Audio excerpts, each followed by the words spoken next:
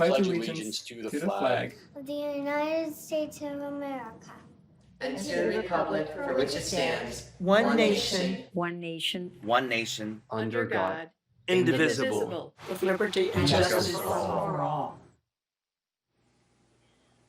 Hey everybody, it's me, Kamala. So before I go on stage later tonight, I want to talk about the importance of voting. I know many of you plan to vote this year, but amidst the excitement and enthusiasm for this election, you've also heard about obstacles and misinformation and folks making it harder for you to cast your ballot. So I think we need to ask ourselves, why don't they want us to vote? Why is there so much effort to silence our voices?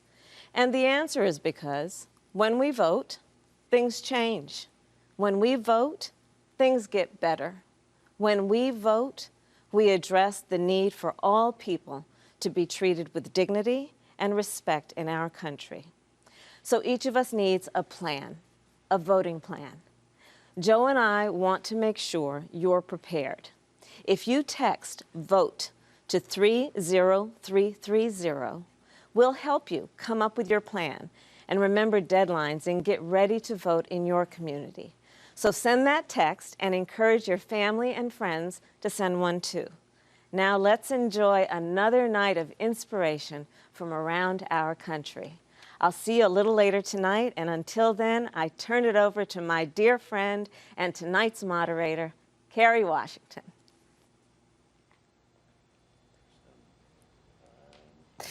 Welcome to night 3 of the Democratic National Convention.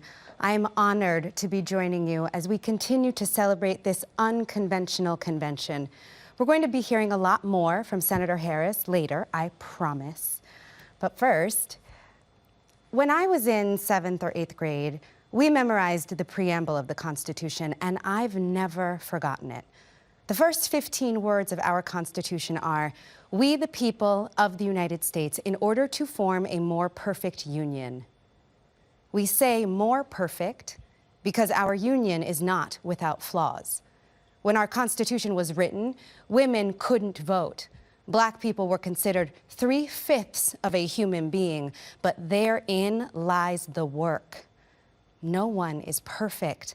Nothing is, but it is the striving toward justice, equality, and truth that distinguishes us. We fight for a more perfect union because we are fighting for the soul of this country and for our lives. And right now, that fight is real. Tonight, we are going to hear from so many phenomenal women who are working to help us build that more perfect union. Speaker Nancy Pelosi, Secretary Hillary Clinton, Senator Elizabeth Warren, Governor Michelle Lujan Grisham. We're going to see an incredible performance from Jennifer Hudson and a world premiere performance from Billie Eilish. We'll meet so many of the activists and organizers working to build a more equal, more just future. And we're going to hear from our 44th president, Barack Obama. That's a long way of saying this is going to be an unforgettable night filled with important voices. But the most important voice we hope to hear from tonight is the one we need to hear from most. It's yours. Because if we are going to repair the damage that has been done, if we are going to finally realize the dream, we, the people, have to get involved. Each and every one of us is the we. You are the we. It's going to be your voice, your service, your action that helps us create that more perfect union. Tonight, we're going to talk about where we are and where we're going on so many issues important to our future. 90% of Americans support common sense gun laws because we need to do more to address the epidemic of gun violence. Let's start there.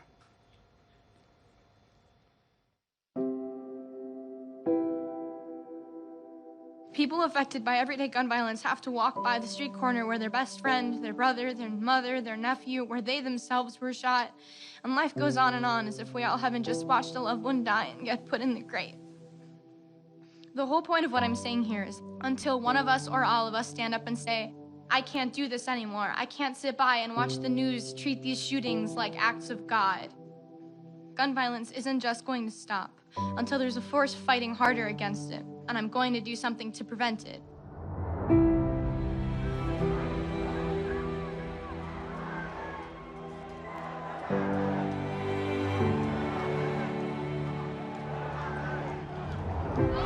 They say that tougher gun laws do not decrease gun violence. We call BS! They say a good guy with a gun stops a bad guy with a gun. We call BS! They say guns are just tools like knives. We call BS! They say that no laws could have been able to prevent the hundreds of senseless tragedies that have occurred. We call BS! That us kids don't know what we're talking about, that we're too young to understand how the government works. We call BS! What we're fighting for will happen because we're fighting so strongly for it. We're going to make this change.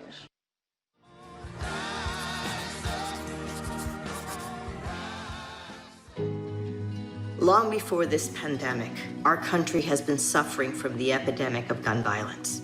Gun violence is a public health crisis, one that disproportionately affects the Black and brown communities. First, it was my beloved fiance. My son, Jerry, at the Pulse shooting in Orlando. 7 years later, it would be my son. I know exactly the pain, the toll, the heartbreak of gun violence. My freshman year, my high school went into lockdown because a kid brought a gun to school. We've had to endure live shooter training drills on our schools. High schoolers have enough to deal with. They shouldn't also be responsible for keeping themselves safe at school. That's the job of the government. We have to end corporate lobbying by the NRA. We have to invest in mental health in our communities rather than making our schools maximum security prisons. I want a president who will make gun violence prevention a top priority, and I believe Joe Biden is that person.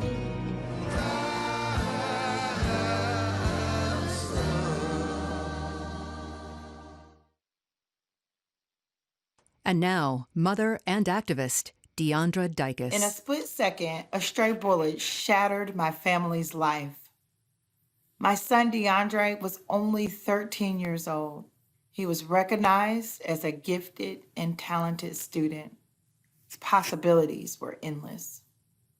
He was dancing at a birthday party when he was shot in the back left side of his head, shattering his skull. One shot changed our lives forever. Today, my Dre does not talk, he does not walk. I know he knows me by the smile he shows when I walk in his room, but I'm unsure if he knows a gunshot has changed his life. Since March, I've only been able to see my son 3 times, but I can't touch or hug him due to COVID-19. People tell me that I'm lucky. I tell them we are blessed. I remind them that my son is in a wheelchair and unable to feed himself. I don't think DeAndre feels lucky when he has to be bathed from head to toe or gets injections for muscle contractions. I am in a space of gratitude. Yes, I can touch DeAndre, I can hold his hand, but the child that I birthed is not able to live his dreams, and that hurts. Every day we're reminded that he may never be the same. We are not alone. In every town across America, there are families who know what a bullet can do. That's why I'm a mom who volunteers to stop this. President Trump, he doesn't care. He didn't care about the victims after Parkland, Las Vegas, or El Paso. I want a president who cares about our pain and grief. A president who will take on the gun lobby to ban assault weapons and close the loopholes to keep guns out of the hands of criminals. Joe Biden has taken on the NRA twice and won, and he will do it again as president. I've looked in the eyes of too many parents, and I mean literally scores of them, who've lost their children to gun violence. and looked in the eyes of brave young people who survived school shootings. And I made each of them a promise. I made myself a promise. I promised them, and I promise all of you, I will make this promise today. Those families hurting across the country, I will never, never, never, never give up this fight. Out of pain, we choose to find meaning. A glimmer of light that lands on a promise. Former Congresswoman Gabby Giffords, shot in the head from less than 3 feet away. But she survived. When tragedy strikes, we seek comfort in knowing we aren't alone. Join us in this fight. We seek strength to keep fighting, to keep moving forward. We turn to leaders who share our pain. In the most difficult times, it's when we stand closest together. It's out of tragedy that we grow stronger. He was there for me. He'll be there for you too. We are a nation ready to end gun violence. A safer America is possible. But from this point forward, we must choose courage. I've known the darkest of days. Days of pain and uncertain recovery. But confronted by despair, I've summoned hope. Confronted by paralysis and aphasia, I responded with grit and determination. I put one foot in front of the other. I found one word and then I found another. My recovery is a daily fight, but fighting makes me stronger. Words once came easily, today I struggle to speak. But I have not lost my voice. America needs all of us to speak out, even when you have to fight to find the words. We are at a crossroads. We can let the shooting continue, or we can act. We can protect our families, our future. We can vote. We can be on the right side of history. We must elect Joe Biden. He was there for me. He'll be there for you too. Join us in this fight. Vote, vote, vote. Thank you very much. Tonight, we're going to hear from many changemakers who are using their powers for good, who are working to confront the other epidemics we're facing: COVID-19, structural racism, police violence against Black bodies, violence against members of the trans community. We are facing so many challenges. To meet these challenges, we will need systematic solutions. We need leaders who can see us, hear us, represent us, all of us. To Joe Biden, nothing is more important than taking the time to make sure that people are seen, heard, and believed in. I was interning in DC, and I remember I called my grandmother, and I said, Joe Biden's walking by. And she goes, oh my God, put him on. And I see his staffer going like, no, like, don't take the call. What are you doing? And he points to his staffer and he goes like, go that way. And he sent his staffer away. How could I not be endeared to him instantly? He talked to me for the next half hour. I see Dana Bash from CNN there. And she says like, Senator Biden will be on in like 5. And he sends her away. He asked me about my sons. He asked me about what I did. All I know is it was all about me, not about him. And then he comes back to me then and he goes, it was lovely talking to your grandmother. And then he starts the interview with Dana Bash. It was unbelievable. I must interject one thing. At the very end of his chat with me, he said, could you do me a favor? I said, sure, what is it? He said, tell me how I can get your grandson's hair. He was good-humored, he was sensitive, and here it is all these years later, and it's vivid in my mind. you know, as much as I feel like I got to know him in that moment, it feels like he knows us. I know Joe because he listens. And whether he's heard your story or someone else's story, he cares about everyone's story. He'll care more about you than he'll care about himself. What a beautiful story. Okay, now let's talk about another important issue, the climate crisis. This is an issue that has been on Joe Biden's mind for decades. In 1986, while working as a senator, Joe Biden introduced one of the first climate bills in Congress, and he's continued to listen to and work with climate advocates and activists, putting forward a plan to address climate change and create a clean energy economy.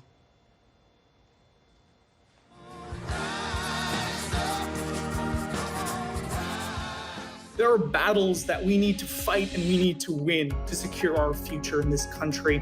But there's one issue that is an existential threat to all of us, and that is climate change. The climate crisis is here, and we must act. It is the most pressing issue of our time, and it deserves to be treated as such. We no longer have any time to wait. Our generation will bear the burden of past mistakes, but we stand to benefit most from changing course now. We know that in a couple of years, it will be too late. We need to change the paradigm, and that happens here with us.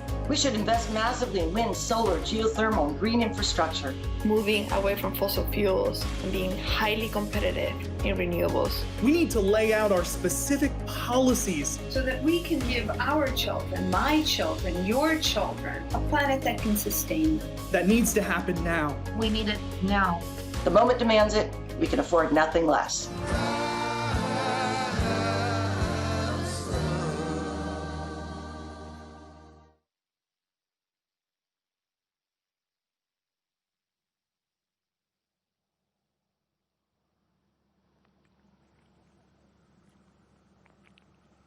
Good evening, America. I'm Michelle Lujan Grisham, governor of the great state of Nuevo Mexico.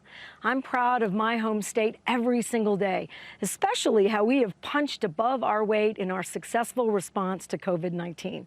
I'm proud of New Mexicans from Taos to Truth or Consequences who have stepped up and sacrificed in so many incredible ways this past half year. And I'm proud how we embrace our multicultural identity as our greatest strength.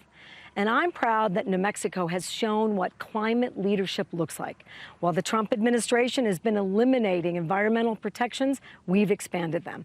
While they've been rolling back regulations on oil and gas, we've taken on polluters and held them accountable. We've committed to a renewable energy future with exciting and fulfilling careers for workers all across our beautiful state, including right here in the heart of northern New Mexico. We're laying a roadmap here for what America can and should look like in the 21st century. An America where we lead again, where we build safer, cleaner, and more affordable cities and communities, where we provide meaningful opportunities for workers and families to thrive and build better lives. As president, Joe Biden will rejoin the International Climate Agreement, and the United States will once again lead on this critical issue. At home, he'll invest in energy workers, and he will deliver for working families across the U.S., helping them build meaningful careers while accelerating our nation and world into a clean, green 21st century and well beyond. We know time is running out to save our planet. We have the chance this November to end two existential crises: the Trump presidency and the environmental annihilation he represents. We have the chance this November to attack the climate crisis, invest in green 21st century jobs, and embrace the clean energy revolution our country, our young people are crying out for, and the leadership the rest of the world is waiting for. The choice is clear. The choice is Joe Biden. Thank you, America.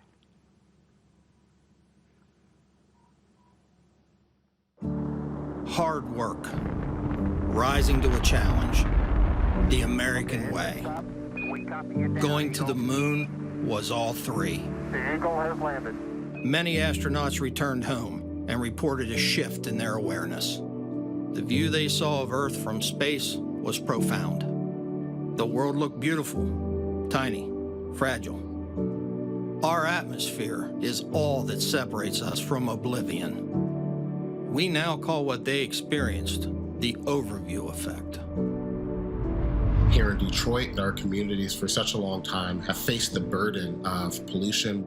And I think addressing climate change gives us an opportunity to correct some of those wrongs and to also invest in our vulnerable communities. Maybe you've read some of the millions of pages of scientific evidence on climate change.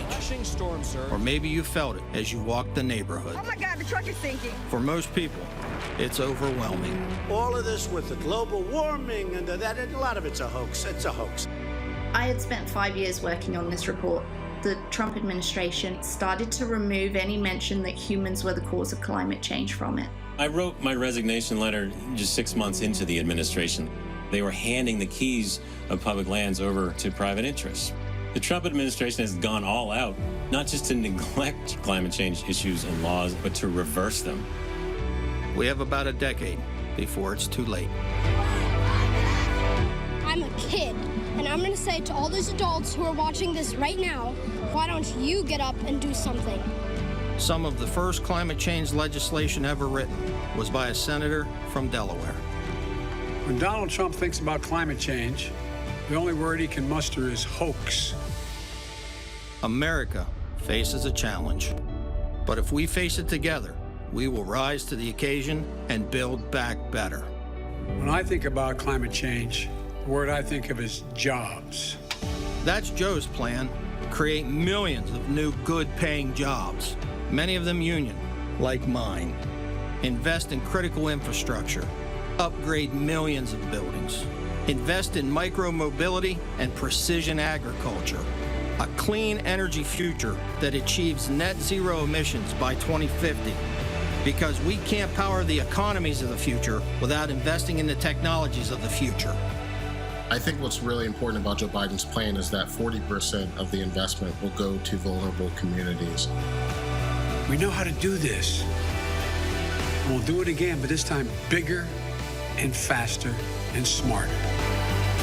Joe won't ignore the crisis. We're seeing what happens when we do that. He won't surrender to the fight. Joe's America will lead the world on clean energy. We'll lead on job creation. And America will lead the world again on climate.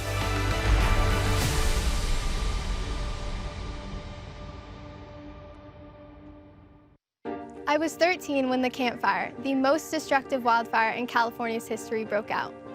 We were visiting family nearly 100 miles away, but my asthma flared badly. I could hardly breathe.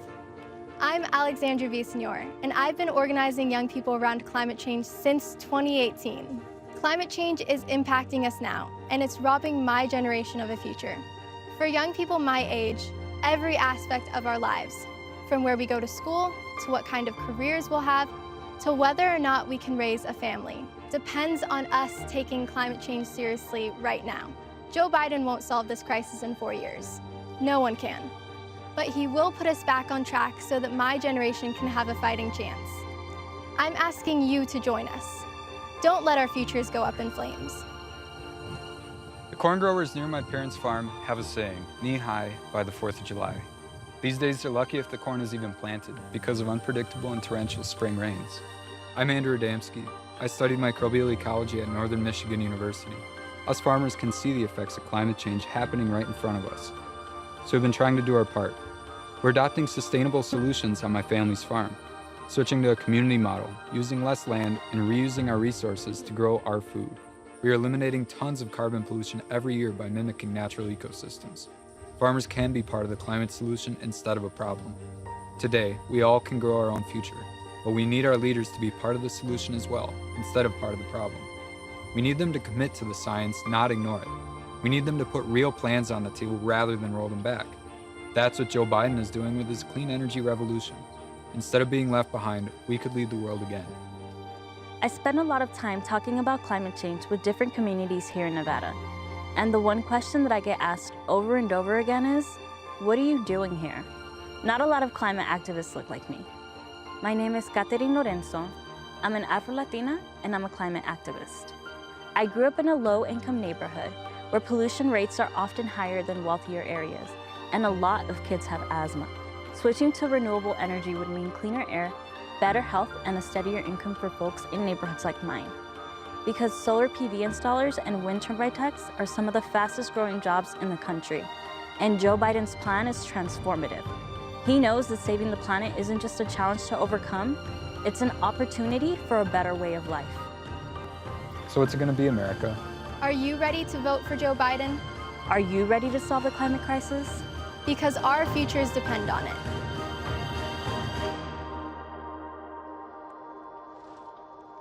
Like the folks we just heard from, next up is another activist and environmentalist, not to mention an immensely talented artist. She worked to ensure that her most recent concert tour was green and sustainable, urging her fans to take similar actions in their daily lives. And even before she herself was old enough to vote, she held registration drives before her shows, signing up thousands of voters. She's a voice for her generation in both her music and her activism. Here to perform My Future publicly for the first time, Billie Eilish. You don't need me to tell you things are a mess. Donald Trump is destroying our country and everything we care about. We need leaders who will solve problems like climate change and COVID, not deny them. Leaders who will fight against systemic racism and inequality. And that starts by voting for someone who understands how much is at stake. Someone who's building a team that shares our values. It starts with voting against Donald Trump and for Joe Biden. Silence is not an option, and we cannot sit this one out. We all have to vote like our lives and the world depend on it, because they do. The only way to be certain of the future is to make it ourselves. Please register, please vote. I can't seem to focus, and you don't seem to notice I'm not here. I'm just a mirror. You check your complexion to find your reflections all alone. I had to go. Can't you hear me? I'm not coming home. Do you understand? I've changed my plans, 'cause I'm in love with my future. Can't wait to meet her, and I'm in love, but not with anybody else. Just wanna get to know myself.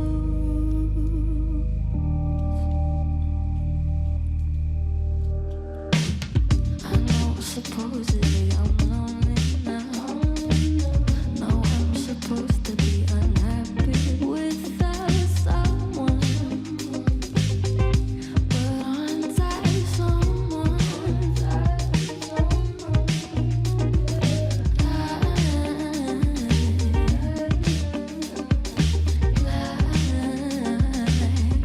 To be your answer, 'cause you're so handsome.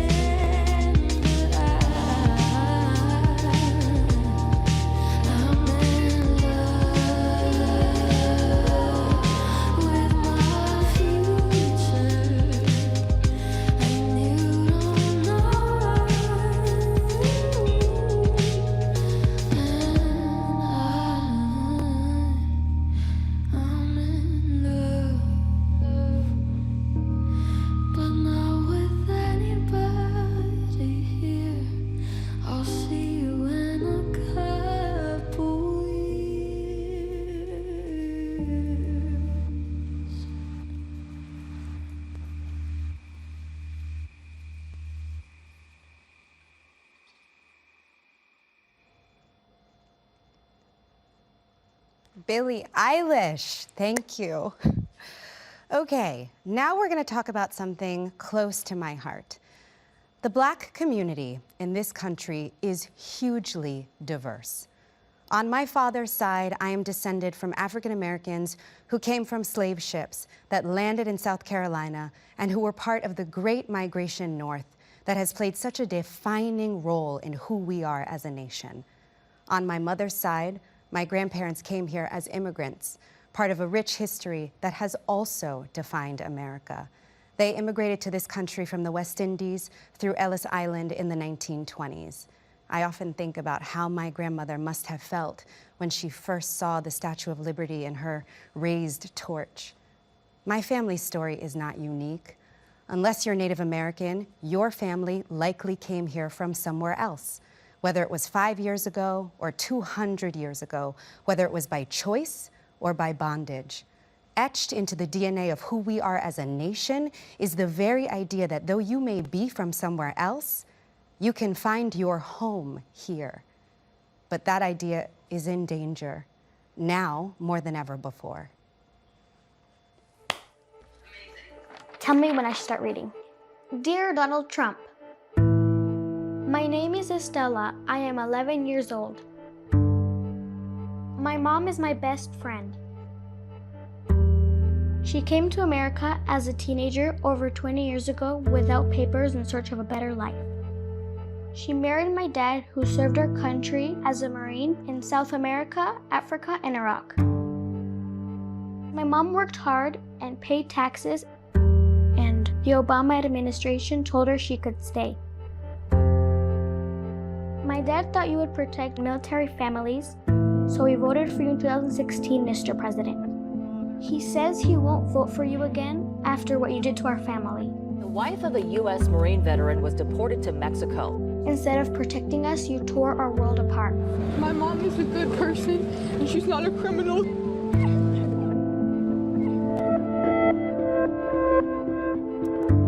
Now, my mom is gone, and she's been taken from us for no reason at all. Every day that passes, you deport more moms and dads and take them away from kids like me. We will begin moving them out day one. You separated thousands of children from their parents and you put them in cages. Some of those kids are now orphans because of you. These are our people. I don't want them in our country. They're animals. Mr. President, my mom is the wife of a proud American Marine and a mother of 2 American children. We are American families. We need a president who will bring people together, not tear them apart. Sincerely, Estella.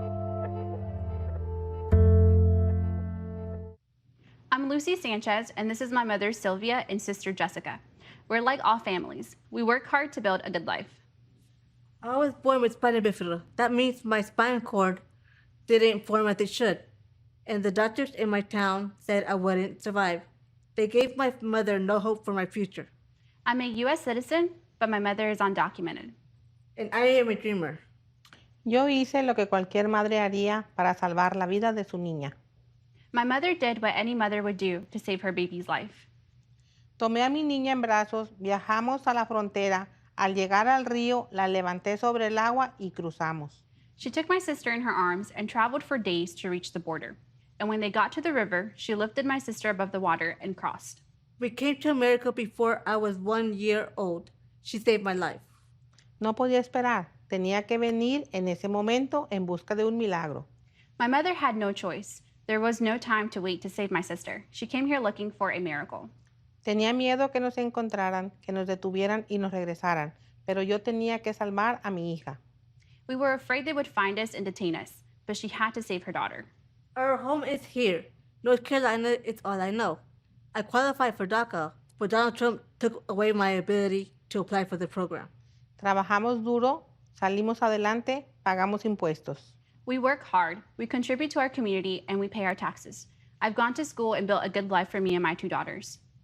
I want to go to law school. I want to help my community. But ever since Donald Trump was elected, all our fears have returned. We don't know if our family will be separated.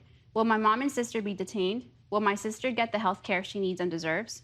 I don't have the right ID, so I can't get health insurance through the exchange. I need health insurance. I deserve it, right? Claro que sí, mija. Todos merecemos esperanza, buena vida y salud.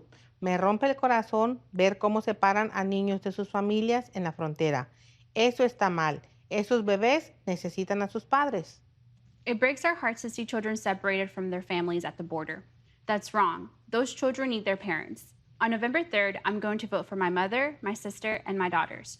I will vote for a future where all of our lives have dignity and respect. We need a leader who will fix the broken immigration system and commit to keeping families together. I'm voting for Joe Biden and Kamala Harris, the daughter of immigrants. Who are you going to vote for? Estamos todos juntos. Envía la palabra únete al 30330. There's something unique about America. We don't simply welcome new immigrants. We are born of immigrants. That is who we are. Immigration is our origin story. After all, unless your family is Native American, all of our families come from someplace else.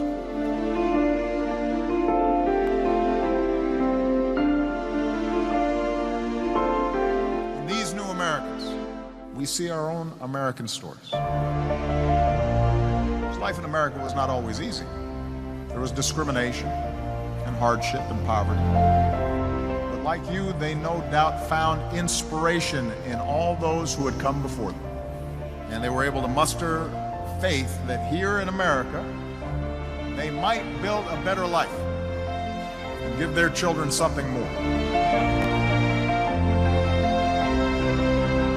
Tension throughout our history between welcoming or rejecting the stranger, it's about more than just immigration. It's about the meaning of America. What kind of country do we want to be? Immigrants are the teachers who inspire our children. They're the doctors who keep us healthy. They're the engineers who design our skylines and the artists and the entertainers who touch our hearts. Immigrants are soldiers, sailors, airmen, Marines, Coast Guardsmen who protect us. We can never say it often or loudly enough. Immigrants and refugees revitalize and renew America. It's not something to take for granted. It's something to cherish and to fight for. God bless you. And God bless the United States of America.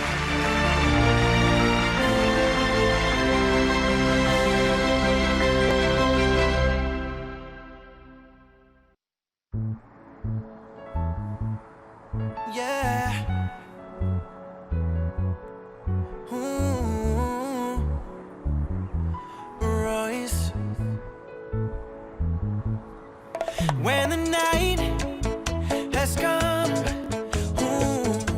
and the land is dark, y la luna es la luz que brilla ante mí.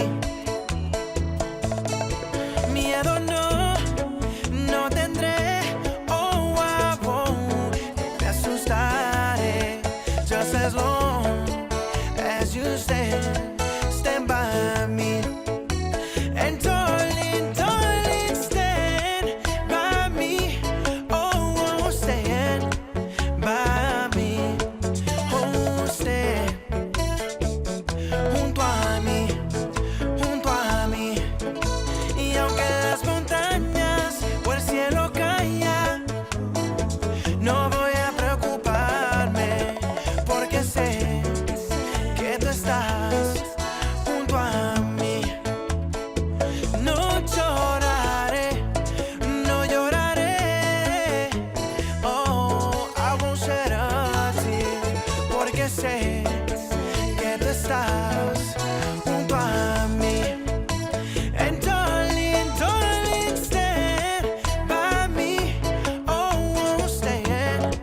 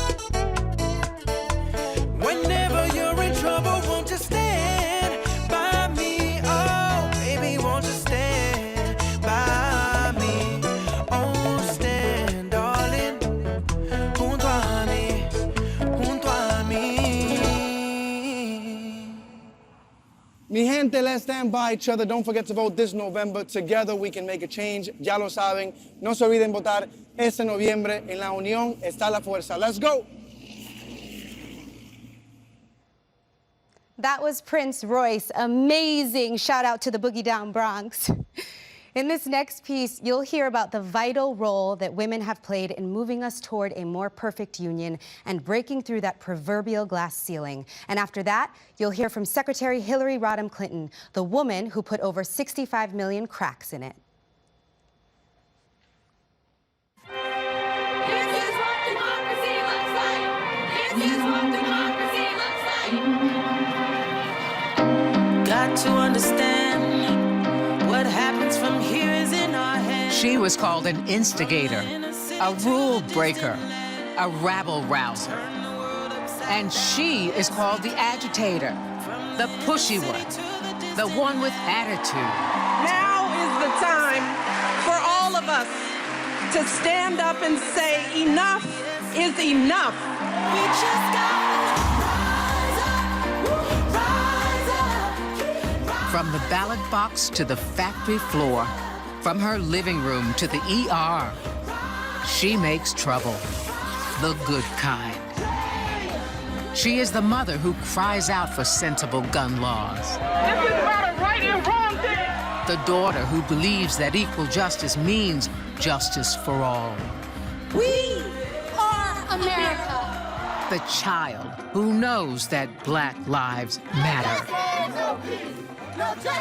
She is our warrior on the front lines, challenging authority to make the world safe. Nobody is above the law. Refusing to be told who makes decisions about her body or anyone else's. These women and men of all ages, races, and backgrounds don't come to Planned Parenthood to make a political statement. They come to get quality, affordable health care. You are disadvantaging her because of her sex.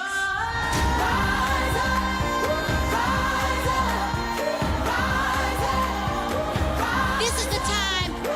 And she knows that to change the world, you need to change the idea of power. Excuse me, Mr. Barr, this is my time and I control it. Because we are fighting for you each and every single day. And she knows her voice is heard and amplified by the women she elects to public office. If we want families to succeed, we start by empowering women. When I first got elected, I came to Washington, D.C. to fight for the issues that are so important in our community. We look forward, though, to making sure that this district is finally well represented. The things that we ran on going into November, we are doing that. Women don't just fight for women. They fight for families. They fight for fairness, inclusion, justice. To make our nation a more perfect union, especially for those people who are the most marginal. If we're going to jumpstart the middle class, we've got to ensure that college is affordable. Separation of families and children are detrimental to their health. Give the victims of gender bias in the workplace the tools they need to seek justice. Women are the most important political force in the United States of America. She represents her views on education.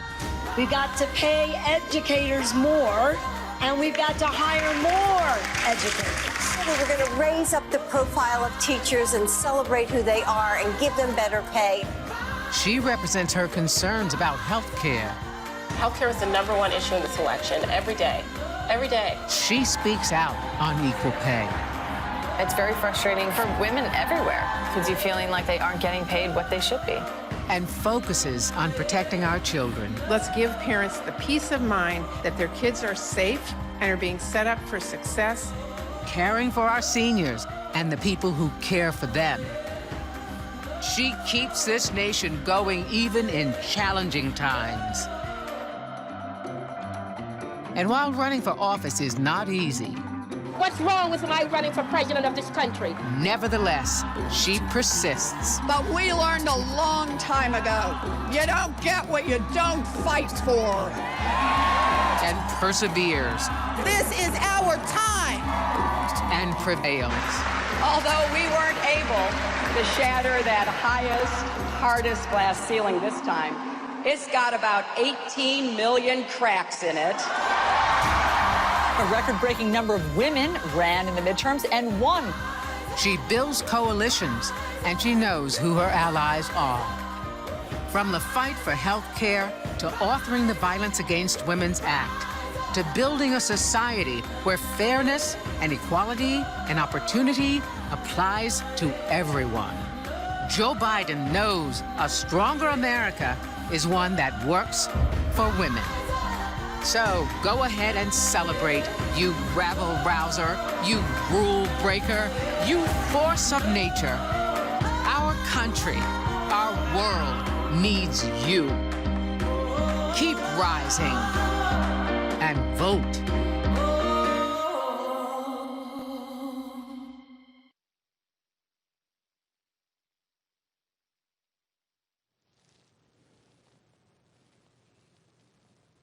The morning after the last election, I said, we owe Donald Trump an open mind and the chance to lead. I meant it. Every president deserves that. And Trump came in with so much set up for him: a strong economy, plans for managing crises, including a pandemic. Yes, we Democrats would have disagreed with him on many things, but if he had put his own interests and ego aside, seen the humanity in a child ripped from her parents at the border, or a protester calling for justice, or a family wiped out by natural disaster, that would have been a good thing for America and the world. I wish Donald Trump knew how to be a president, because America needs a president right now. Throughout this time of crisis, Americans keep going, checking on neighbors, showing up to jobs as first responders, hospitals, grocery stores, nursing homes. Yes, it still takes a village. And we need leaders equal to this moment of sacrifice and service. We need Joe Biden and Kamala Harris. Everyone has a story about Joe's caring and empathy. I remember him calling after my mother, Dorothy, died, and we talked about being raised by strong women. The best testament to Joe is how he's cared for his family. And how great is it that Dr. Jill Biden plans to keep teaching as First Lady. And Joe picked the right partner in Kamala. She's relentless in the pursuit of justice and equity, and she's kind. When her press secretary, Tyrone Gale, was dying of cancer, she dropped everything to be with him in his final moments. I know something about the slings and arrows she'll face, and believe me, this former district attorney and attorney general can handle them all. So this is the team to pull our nation back from the brink. But they can't do it without us. For 4 years, people have told me, I didn't realize how dangerous he was. I wish I could do it all over. Or worst, I should have voted. Look, this can't be another woulda, coulda, shoulda election. If you vote by mail, request your ballot now and send it back right away. If you vote in person, do it early. Become a poll worker. Most of all, no matter what, vote. As Michelle Obama and Bernie Sanders warned us, if Trump is reelected, things will get even worse. That's why we need unity now more than ever. Remember back in 2016 when Trump asked, what do you have to lose? Well, now we know. Our health care, our jobs, our loved ones, our leadership in the world, and even our post office. But let's set our sights higher than getting one man out of the White House. Joe Biden and Kamala Harris are going to give us so much to vote for. Let's vote for the jobs that Joe's plan will create. Clean energy jobs to fight climate change, caregiving jobs with living wages. Vote for emergency relief that lifts small businesses and saves hardworking people from foreclosures and evictions. It's wrong that billionaires got $400 billion richer during the pandemic while millions lost their $600 a week in extra unemployment. Vote for the parents and teachers struggling to balance children's education and safety, and for healthcare workers fighting COVID-19 with little help from the White House. Vote for paid family leave and health care for everyone. for Social Security, Medicare, and Planned Parenthood. Vote for dreamers and their families. Vote for law enforcement purged of racial bias that keeps all our streets safe. Vote for justice for George Floyd, Breonna Taylor, and Ahmaud Arbery, because Black lives matter. Vote for honest elections so we, not a foreign adversary, choose our president. Vote for the diverse, hopeful America we saw in last night's roll call. And don't forget, Joe and Kamala can win by 3 million votes and still lose. Take it from me. So we need numbers overwhelming so Trump can't sneak or steal his way to victory. Text VOTE 30330 to get started. 100 years ago yesterday, the 19th Amendment to the Constitution was ratified. It took 7 decades of suffragists marching, picketing, and going to jail to push us closer to a more perfect union. 55 years ago, John Lewis marched and bled in Selma because that work was unfinished.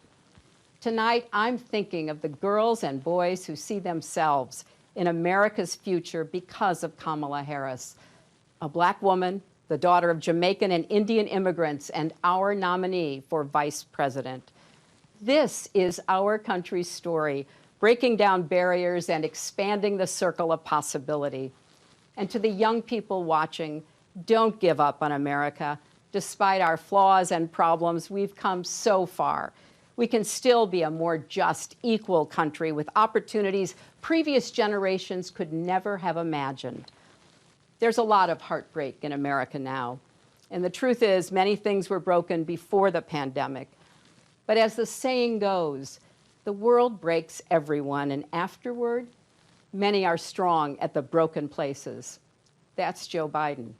He knows how to keep going, unify, and lead, because he's done that for his family and country. So come November, if we're strong together, we'll heal together. We'll redeem the soul and the promise of our country, led by President Joe Biden and Vice President Kamala Harris.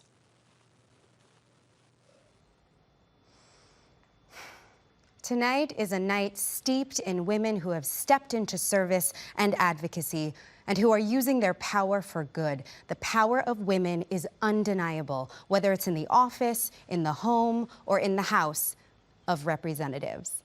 It is my honor to introduce the Speaker of the House, Nancy Pelosi.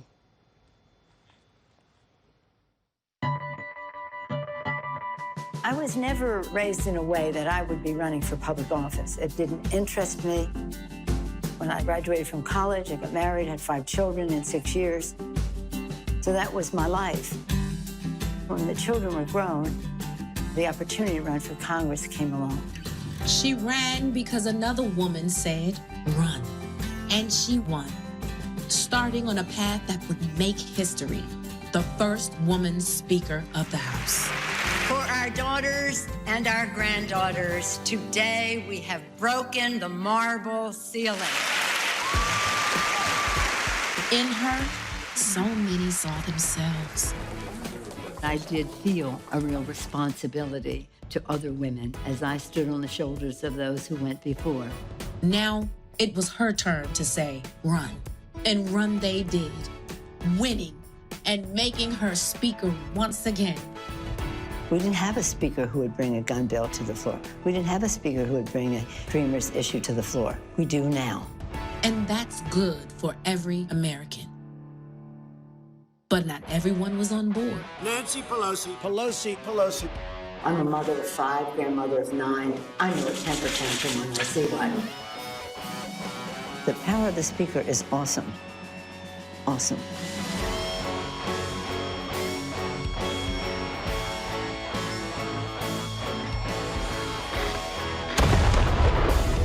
If you want to go into the arena, you have to be prepared to take a punch. But you also have to be prepared to throw a punch for the children. Throw a punch for the children. From running the House to Speaker of the House and taking on the White House unapologetic, unafraid. Madam Speaker. Congratulations, Madam Speaker. Madam Speaker. Madam Speaker. Madam Speaker. Madam Speaker.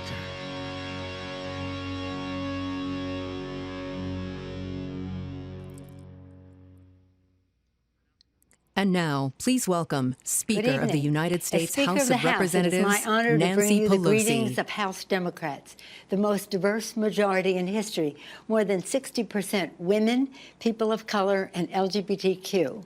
Our diversity is our strength. Our unity is our power. This month, as America marks the centennial of women finally winning the right to vote, we do so with 105 women in the House. Proudly, 90 are Democrats. To win the vote, women marched and fought and never gave in. We stand on their shoulders, charged with carrying forward the unfinished work of our nation advanced by heroes, from Seneca Falls to Selma to Stonewall. 4 years ago, when President Obama and Vice President Biden were in the White House, they made us proud, and their leadership made our country great. In that spirit, we come together now, not to decry the darkness, but to light a way forward for our country. That is the guiding purpose of House Democrats, fighting for the people.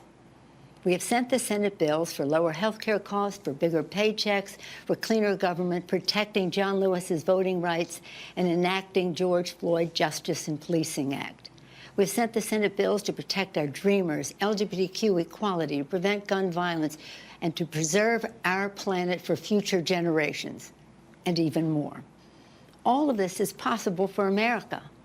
Who is standing in the way? Mitch McConnell and Donald Trump.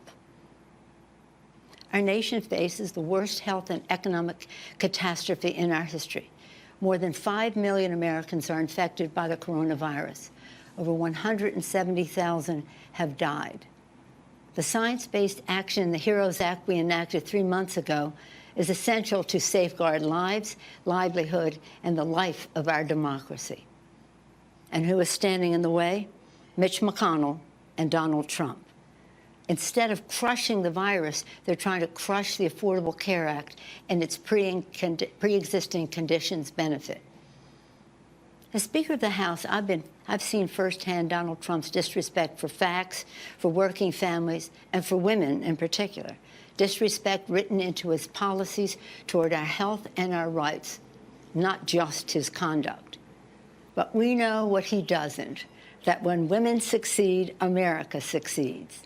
And so we are unleashing the power of women to take our rightful place in our national life by championing a woman's right to choose and defending Roe v. Wade, securing safe and affordable child care, preserving Social Security, and passing equal pay for equal work. Who's standing in the way? Mitch McConnell and Donald Trump.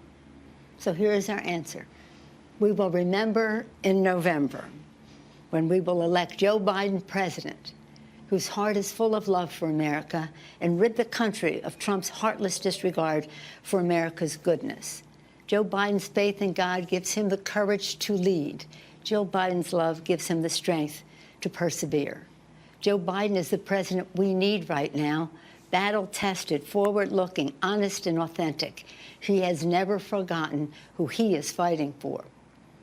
And Kamala Harris is the vice president we need right now, committed to our Constitution, brilliant in defending it, and a witness to the women of this nation that our voices will be heard.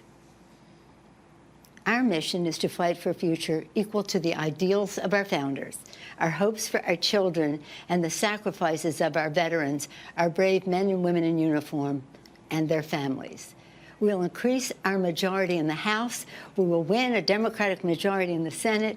We will elect Kamala Harris vice president, and we will elect Joe Biden president of the United States of America. God bless you, and God bless America. Thank you, Speaker Pelosi. The House is the people's house, and to ensure it stays that way, we need everyone to help fund our work to elect Joe Biden and Democrats up and down the ballot. If you are able, please go to joebiden.com now and chip in whatever you can to support this campaign. Last year, under Speaker Pelosi's leadership, the House reauthorized the Violence Against Women Act. Joe Biden wrote that landmark law nearly 30 years ago. Since then, he and other leaders have built on it. But for all of this work, women are still not entirely safe. So the work must continue. Joe Biden knows that, and he is committed to doing that work, to making sure that women are safe and to making sure our voices are heard. Let's listen. My name is Ruth Glenn. In 1992, my husband shot me and left me for dead. For 13 years, my son and I had been abused by him. We finally escaped, but he tracked us down. Back then, there was limited help available and no national hotline to call. Local shelters were full. I didn't even know the name for what was happening to me then: domestic violence. Now, working to end domestic violence is my life's work. I'm Mariska Hargitay. When I started doing research to play Detective Olivia Benson on Law & Order SVU over 20 years ago, I was shocked to find out how many people, including children, experience physical or sexual abuse. The statistics fueled my resolve, and I committed myself to the movement to end this violence. My name is Carly Dryden. In my small hometown, I didn't feel like I could speak out about my experience with sexual assault. But at the University of Puget Sound, I met an incredible force of people working to end the culture of sexual assault. I went from survivor to advocate. As the president and CEO of the National Coalition Against Domestic Violence, I've seen Joe Biden's passionate leadership in passing the Violence Against Women Act. Now, domestic violence rates are rising due to this pandemic. We need Congress to reauthorize and enhance that law. We need leaders who believe that a woman's life is worth fighting for. Joe Biden is that kind of leader. I created the Joyful Heart Foundation to help survivors heal and to change the way our society responds to sexual violence. The Vice President has worked tirelessly by our side to end the backlog of hundreds of thousands of untested rape kits. And our work will continue because testing kits not only makes our country safer, but it sends a vital message to survivors that what happened to them matters. The most important thing you can say to a survivor is, "I hear you." That's why I became a leader in It's On Us. It's a program started by Vice President Biden to eliminate sexual assault on college campuses and support a new generation of advocates, including men and boys. Because if you're silent, you're complicit, and we're just getting started. I am voting for Joe Biden on behalf of all victims and survivors of domestic violence. I'm voting for Joe Biden because it's on my generation to make sure that we never go back. I'm voting for Joe Biden for my daughter, for my sons, for all of our children. First episode was a slap to the face and he broke my eardrum. Punching, kicking, choking, threatening with a knife or a gun. He had always threatened me if I had ever called the police on him that he would kill me. You didn't hear voices like these in the halls of the U.S. Capitol. My husband stabbed me 13 times and broke my neck while the police were on the scene. I nearly died and I am permanently paralyzed. Senator Joe Biden invited them to speak. Battered women need to be taken seriously. Proper police response can prevent what happened to me from happening to someone else. Thank you. Thank you.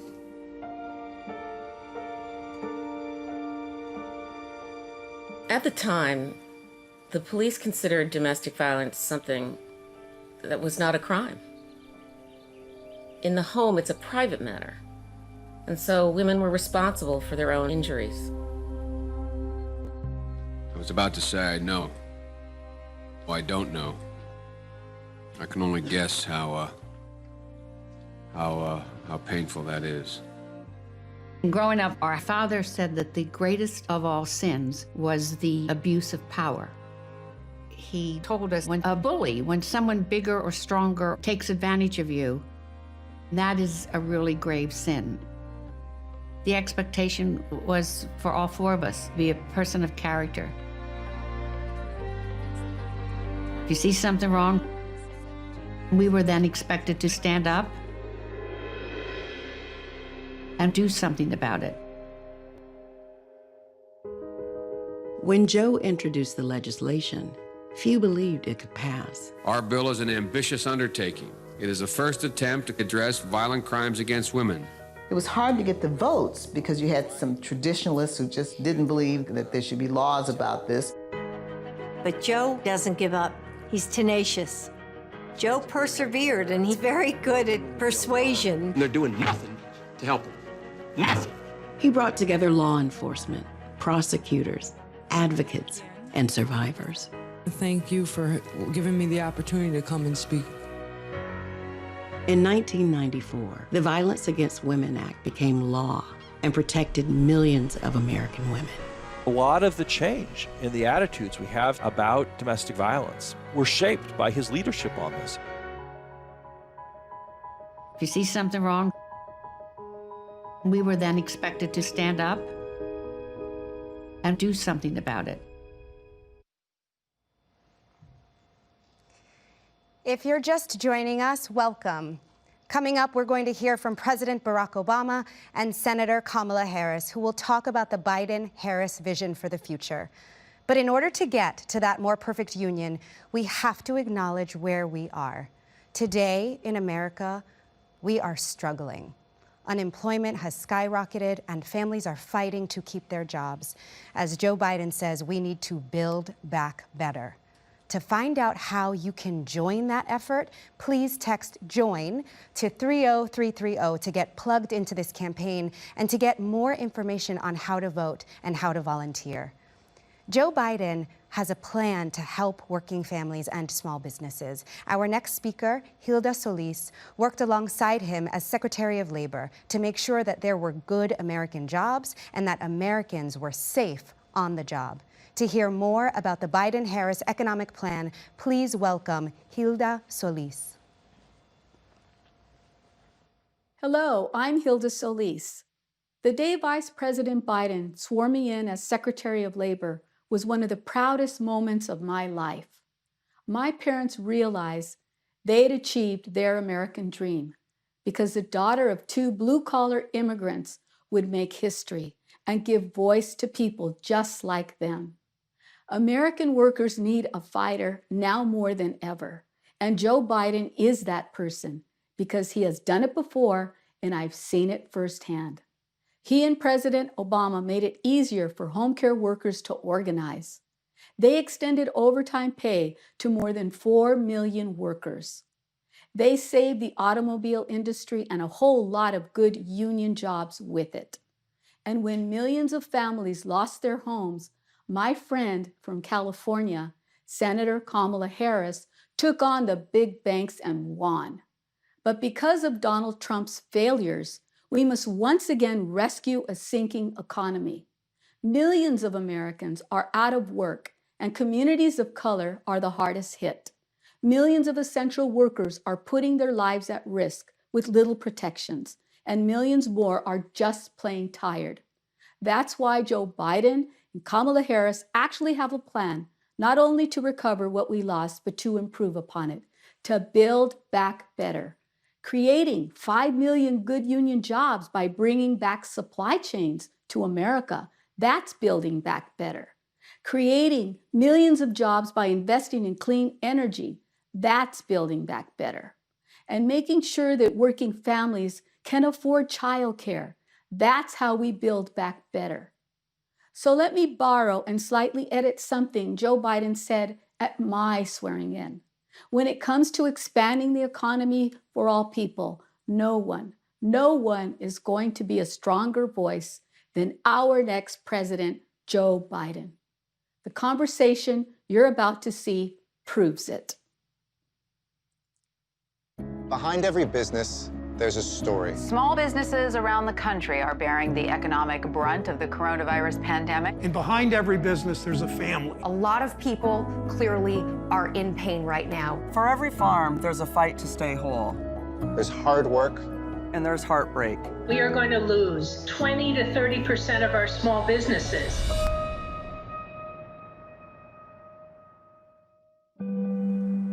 This is the story of Kevin and Molly Johnson, a family-owned business in Lake County, Ohio. We have 10 to 12 employees on a given day. When COVID-19 hit, it was a lot of confusion. I remember being scared and being uncertain. We shut down last week because we ran out of work, and we had enough to come in for another week. If we don't get additional orders in, we're going to have to look at another shutdown. You can't make a big purchase, equipment, you can't plan for the future. We don't even know if we can cover payroll. When this isn't going well, it's scary. You're kind of forgotten, right? The president always bragging about the stock market sort of leaves a lot of small manufacturing companies behind. We could use a little help right now, and it just seems like we get one step forward and then 2 steps back. This is the story of Jernay Green, who just started a clothing store and then COVID hit. Fashion has been a love of mine since I was a kid. I worked really hard to save money to open this store. Did my ribbon cutting December 14th of 2019, and it was booming, and then bam, here's COVID. It was scary. No one was buying anything. My employees, they're gone. I reached out to my bank, but they stated that they had no more money. It's gone to a lot of the bigger businesses, the $1 million businesses who get the bailout, and a small business like myself is just left to struggle. Being an African-American female business owner under President Trump, I feel, how can I say, I'm alone. I'm alone. This is the story of Lynn Ta and her 2 restaurants. One closed and one still open. It's always really hard for restaurants to begin. It would be crowded in here with babies and families and crowds outside waiting to get in. It was pretty exciting. And on the day of the shutdown, we were actually reviewed in the Los Angeles Times. On that day, the virus was announced as a global pandemic. It's really, really sad to see. And if we don't turn this around soon, we're going to see this not just be this year, but you're going to see ghost town for Main Street USA. The first decision that I had to make, because 100 people are looking at you, and unfortunately, the call was to furlough everybody. At this point, I don't even see myself in business next month. ¿Qué efecto de esta pandemia ha sido en su trabajo y su espíritu? Es más difícil, mucho más trabajo. Yo voy a hacer todo lo posible por salvar el restaurante. We don't ask for much from government, but catch us when we're falling. And I know that it must feel like you're falling right now without a net. Restaurants are among the hardest businesses to succeed at, but I was going to do it in a way that was going to provide a successful career for not only myself, but 100 employees. This is the story of Dan Reiner. He's a 5th-generation farmer struggling to keep his business alive. I'm not so sure that the president understands that when he thinks about business, I don't think he thinks about farmers as a business. No, he has no clue about this stuff. Dan, tell me a little bit about the farm. We've been here since 1864. Trade tariffs with China have just been horrible. Part of the language in the trade deal said that China does not have to buy unless the price is to their advantage. What kind of trade deal is that? That's no deal. Then when COVID hit, then everything just plummeted. Getting through now, that's the problem. That's the day-to-day battle. I believe that Joe Biden will be a clear voice for us, something that we have not had. Joe Biden has an understanding of what the average American is experiencing. I think he's with me. Enough is enough. It's time to help small businesses, middle-class folks manage their way through a pandemic. I have a lot of confidence in Joe Biden. He's a fighter and he's the real deal. We've taken a lot of knockdowns, and we know that at the end of the day, we will endure. We will rise again. Every time I get knocked down, I gotta get up and keep running, keep going, keep going.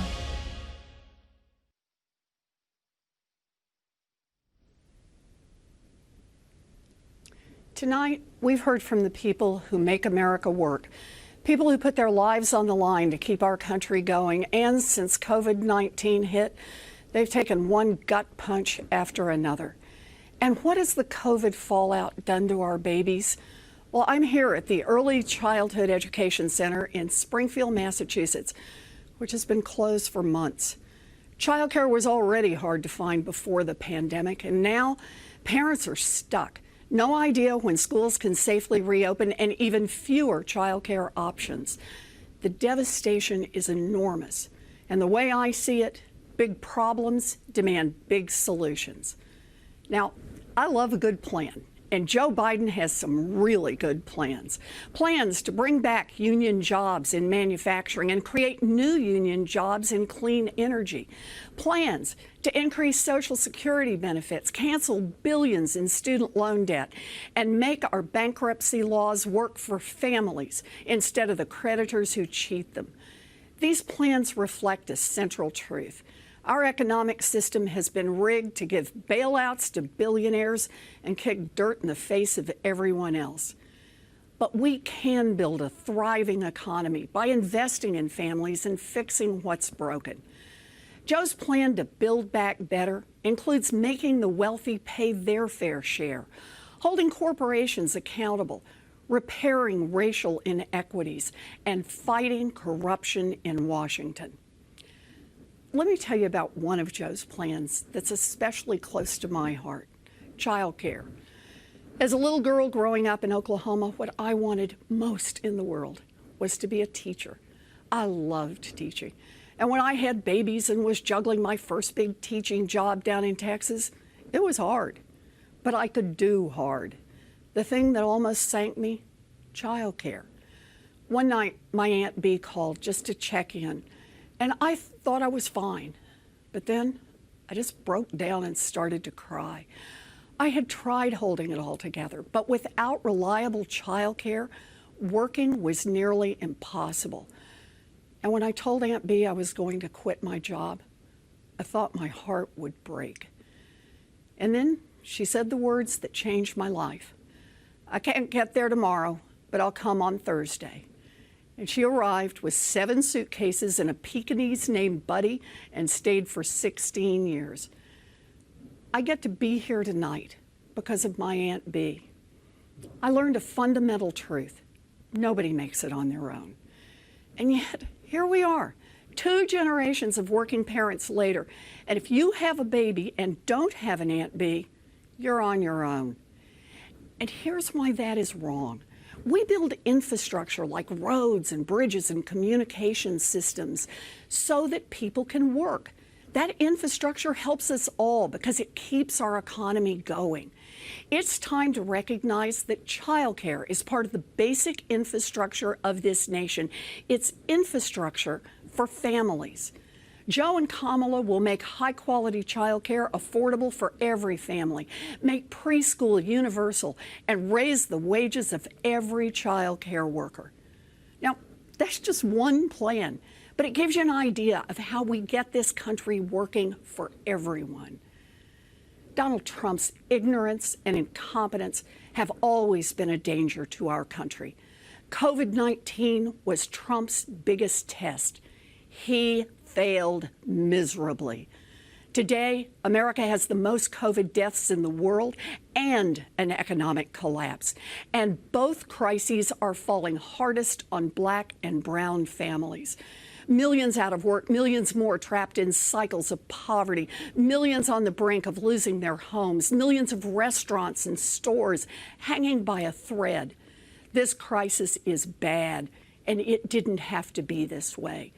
This crisis is on Donald Trump and the Republicans who enable him. On November 3rd, we will hold them all accountable. So, whether you're planning to vote wearing a mask or vote by mail, please take out your phone right now and text VOTE to 30330. We all need to be in the fight to get Joe and Kamala elected. And after November, we all need to stay in the fight to get big things done.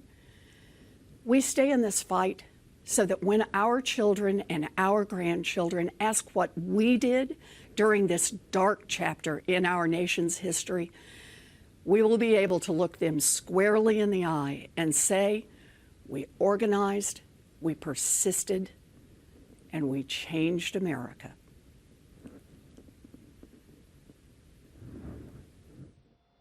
Former President Barack Obama has said that choosing Joe Biden to be his vice president was one of the best decisions he ever made. And this is a man who has made a lot of good decisions, making health care more affordable and accessible, rescuing our economy, protecting American jobs, marrying Michelle Obama. And through it all, Joe Biden was by his side, except for maybe marrying Michelle. You can witness their mutual respect and affection in this clip. Take a look. So, Joe, for your faith in your fellow Americans, for your love of country, and for your lifetime of service that will endure through the generations, I'd like to ask the military aide to join us on stage.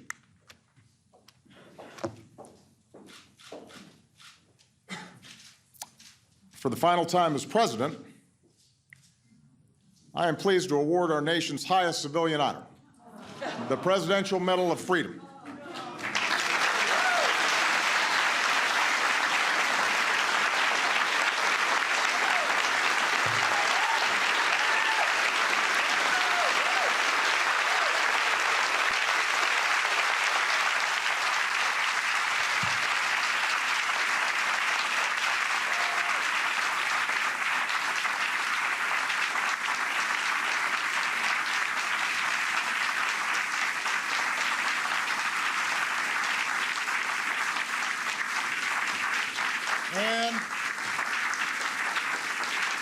And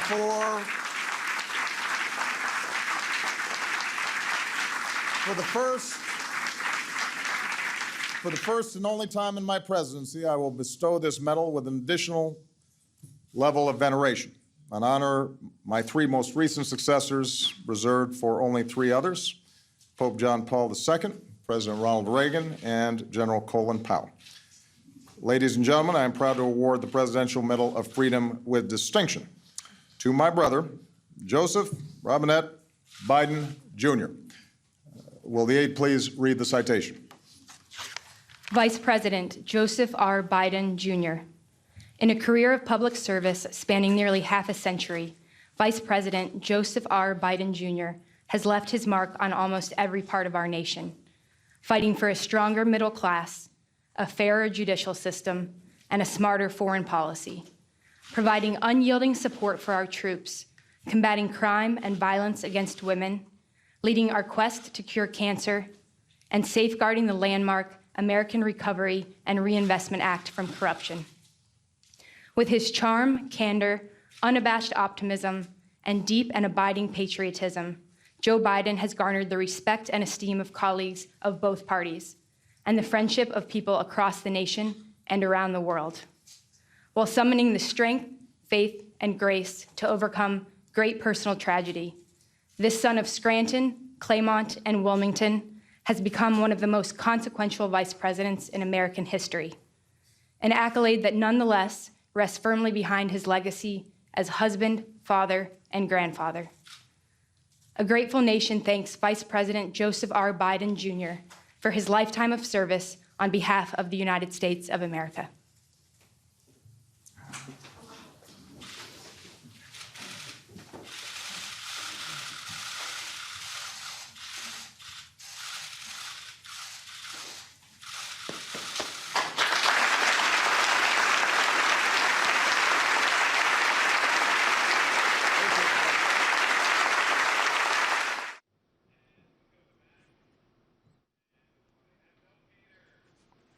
Good evening, everybody. As you've seen by now, this isn't a normal convention. It's not a normal time. So tonight, I want to talk as plainly as I can about the stakes in this election.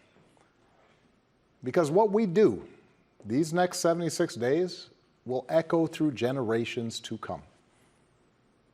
I'm in Philadelphia, where our Constitution was drafted and signed. It wasn't a perfect document. It allowed for the inhumanity of slavery and failed to guarantee women, and even men who didn't own property, the right to participate in the political process. But embedded in this document was a North Star that would guide future generations. A system of representative government, a democracy, through which we could better realize our highest ideals. Through civil war and bitter struggles, we improved this Constitution to include the voices of those who'd once been left out.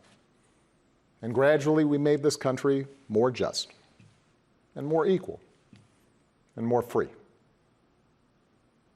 The one constitutional office elected by all of the people is the presidency.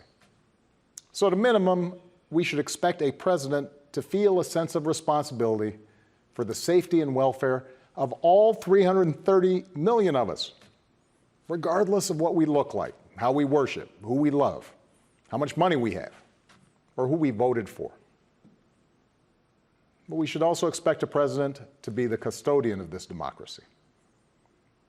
We should expect that regardless of ego, ambition, or political beliefs, the president will preserve, protect, and defend the freedoms and ideals that so many Americans marched for, went to jail for, fought for, and died for. I have sat in the Oval Office with both of the men who are running for president. I never expected that my successor would embrace my vision or continue my policies. I did hope, for the sake of our country, that Donald Trump might show some interest in taking the job seriously, that he might come to feel the weight of the office and discover some reverence for the democracy that had been placed in his care. But he never did. For close to 4 years now, he has shown no interest in putting in the work, no interest in finding common ground, no interest in using the awesome power of his office to help anyone but himself and his friends. No interest in treating the presidency as anything but one more reality show that he can use to get the attention he craves. Donald Trump hasn't grown into the job because he can't. And the consequences of that failure are severe. 170,000 Americans dead. Millions of jobs gone, while those at the top take in more than ever. Our worst impulses unleashed, our proud reputation around the world badly diminished, and our democratic institutions threatened like never before. Now, I know that in times as polarized as these, most of you have already made up your mind. But maybe you're still not sure which candidate you'll vote for, or whether you'll vote at all. Maybe you're tired of the direction we're headed, but you can't see a better path yet, or you just don't know enough about the person who wants to lead us there. So let me tell you about my friend, Joe Biden. 12 years ago, when I began my search for a vice president, I didn't know I'd end up finding a brother. Joe and I come from different places, different generations, but what I quickly came to admire about Joe Biden is his resilience, born of too much struggle, his empathy, born of too much grief. Joe is a man who learned early on to treat every person he meets with respect and dignity, living by the words his parents taught him. No one's better than you, Joe, but you're better than nobody. That empathy, that decency, the belief that everybody counts, that's who Joe is. When he talks with someone who's lost her job, Joe remembers the night his father sat him down to say that he'd lost his. When Joe listens to a parent who's trying to hold it all together right now, he does it as a single dad who took the train back to Wilmington each and every night so he could tuck his kids into bed. When he meets with military families who've lost their hero, he does it as a kindred spirit, the parent of an American soldier, somebody whose faith has endured the hardest loss there is. For 8 years, Joe was the last one in the room whenever I faced a big decision. He made me a better president, and he's got the character and the experience to make us a better country. And in my friend Kamala Harris, he's chosen an ideal partner who is more than prepared for the job. Someone who knows what it's like to overcome barriers and who's made a career fighting to help others live out their own American dream. Along with the experience needed to get things done, Joe and Kamala have concrete policies that will turn their vision of a better, fairer, stronger country into reality. They will get this pandemic under control, like Joe did when he helped me manage H1N1 and prevent an Ebola outbreak from reaching our shores. They'll expand health care to more Americans, like Joe and I did 10 years ago, when he helped craft the Affordable Care Act and nail down the votes to make it the law. They'll rescue the economy, like Joe helped me do after the Great Recession. I asked him to manage the Recovery Act, which jump-started the longest stretch of job growth in history. And he sees this moment now, not as a chance to get back to where we were, but to make long overdue changes so that our economy actually makes life a little easier for everybody. Whether it's the waitress trying to raise a kid on her own, or the shift worker always on the edge of getting laid off, or the student figuring out how to pay for next semester's classes. Joe and Kamala will restore our standing in the world. And as we've learned from this pandemic, that matters. Joe knows the world, and the world knows him. He knows that our true strength comes from setting an example that the world wants to follow. A nation that stands with democracy, not dictators. A nation that can inspire and mobilize others to overcome threats like climate change and terrorism, poverty and disease. But more than anything, what I know about Joe, what I know about Kamala, is that they actually care about every American, and that they care deeply about this democracy. They believe that in a democracy, the right to vote is sacred, and we should be making it easier for people to cast their ballots, not harder. They believe that no one, including the president, is above the law, and that no public official, including the president, should use their office to enrich themselves or their supporters. They understand that in this democracy, the commander-in-chief does not use the men and women of our military who are willing to risk everything to protect our nation as political props to deploy against peaceful protesters on our own soil. They understand that political opponents aren't un-American just because they disagree with you. A free press isn't the enemy, but the way we hold officials accountable. That our ability to work together to solve big problems like a pandemic depend on a fidelity to facts and science and logic, and not just making stuff up. None of this should be controversial. These shouldn't be Republican principles or Democratic principles. They are American principles. But at this moment, this president and those who enable him have shown they don't believe in these things. Tonight, I'm asking you to believe in Joe in Kamala's ability to lead this country out of these dark times and build it back better.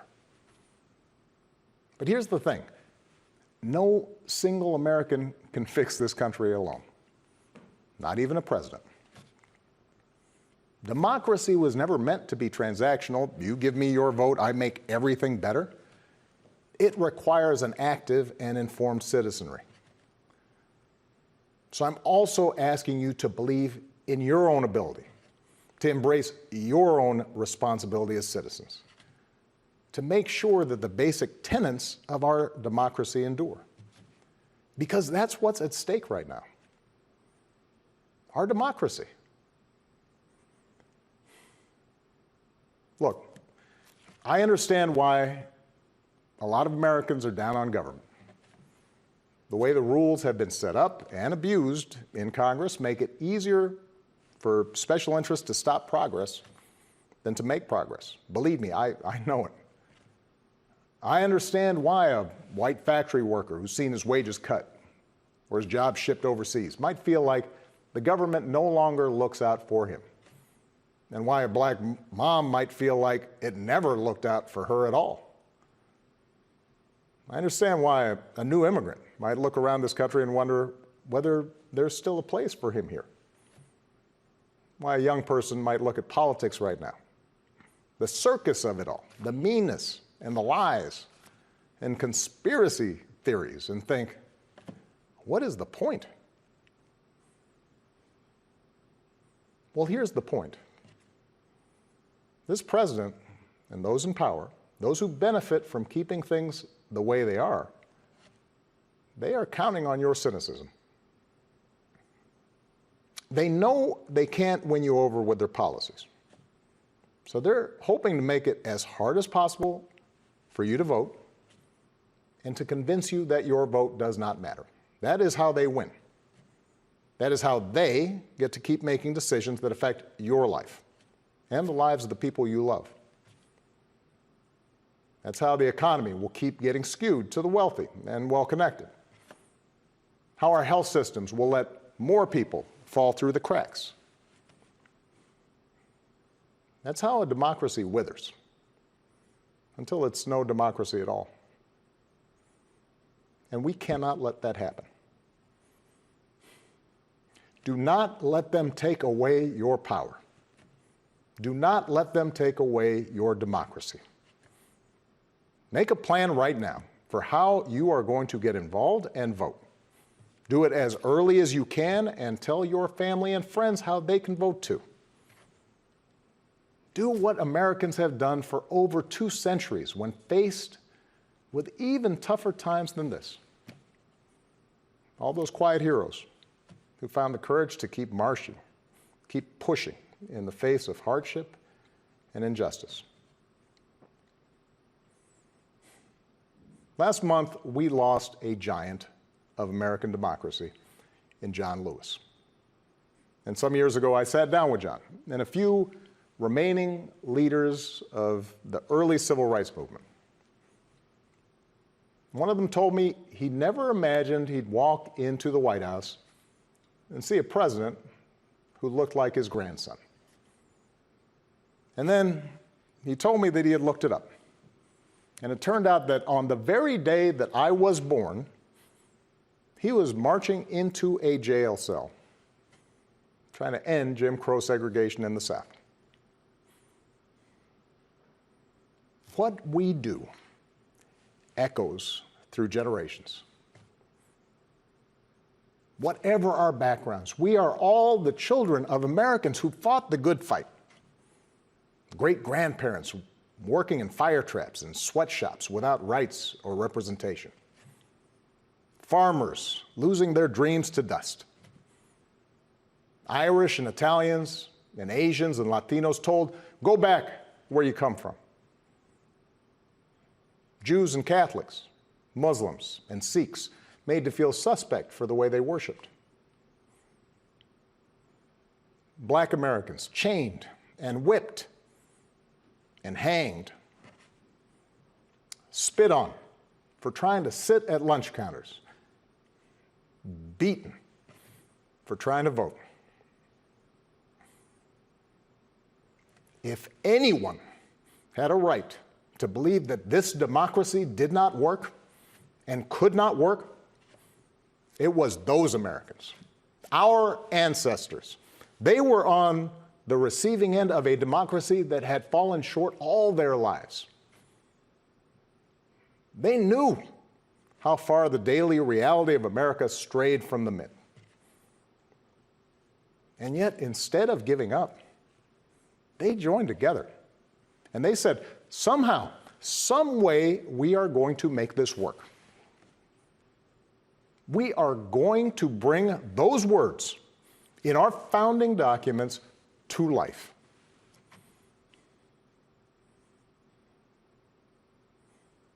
I have seen that same spirit rising these past few years. Folks of every age and background who packed city centers and airports and rural roads so that families wouldn't be separated, so that another classroom wouldn't get shot up, so that our kids won't grow up on an uninhabitable planet. Americans of all races joining together to declare, in the face of injustice and brutality at the hands of the state, that Black lives matter. No more, but no less. So that no child in this country feels the continuing sting of racism. To the young people who led us this summer, telling us we need to be better, in so many ways, you are this country's dreams fulfilled. Earlier generations had to be persuaded that everyone has equal worth. For you, it's a given, a conviction. And what I want you to know is that for all its messiness and frustrations, your system of self-government can be harnessed to help you realize those convictions for all of us. You can give our democracy new meaning. You can take it to a better place. You're the missing ingredient. The ones who will decide whether or not America becomes the country that fully lives up to its creed. That work will continue long after this election. But any chance of success depends entirely on the outcome of this election.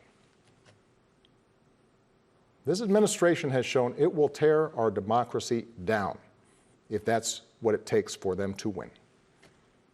So we have to get busy building it up by pouring all our efforts into these 76 days and by voting like never before for Joe and Kamala and candidates up and down the ticket so that we leave no doubt about what this country that we love stands for today and for all our days to come.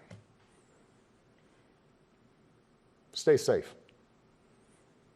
God bless.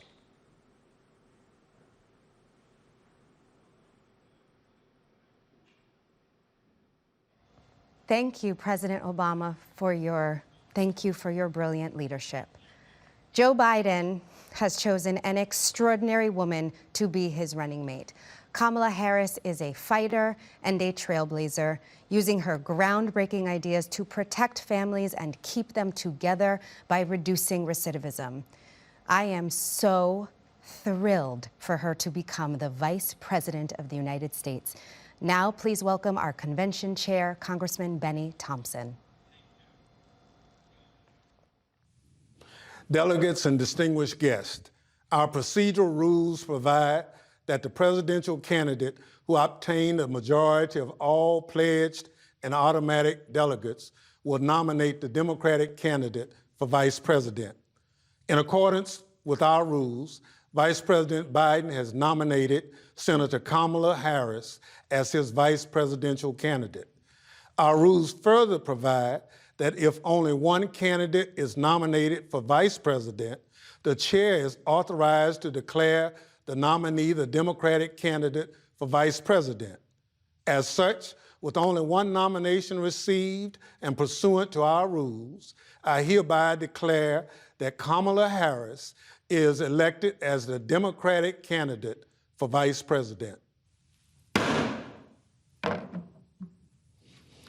I'm pleased to report that Vice Presidential candidate Kamala Harris has been invited to deliver an acceptance speech. Kamala Harris is my auntie. My stepmom. My big sister, which means you'll always be my older sister. And there are some things we'd like to share with you. To my brother and me, you'll always be Mamala, the world's greatest stepmom. You're my role model who taught me I could do and be anything I wanted. My very first friend, my confidant, my partner in mischief and in justice. You're a rock, not just for our dad, but for 3 generations of our big blended family. You showed me the importance of public service and made sure I grew up surrounded by smart, strong, ambitious women every day. Growing up, heaven help the poor kid who picked on me, because my big sister would be there in a flash, ready to have my back. Well, now we've got your back as you and Joe fight to protect our democracy. And there's no union more perfect than the one that brings us all to your kitchen table every Sunday night for stir fry, feta chicken, or spaghetti and meatball family dinners. And now that I'm a mom, you're showing my daughters and so many girls around the world who look like them what's possible and what it's like to move through the world as fierce, formidable, phenomenal women in their own unique way. I love you. I admire you. I am so proud of you. And even though Mommy's not here to see her first daughter step into history, the entire nation will see in your strength, your integrity, your intelligence, and your optimism the values that she raised us with. We love you, Mamala. We're so proud of you, Auntie. You mean the world to us, Kamala. And we could not be more excited to share you with the world as the next Vice President. Vice President of the United States.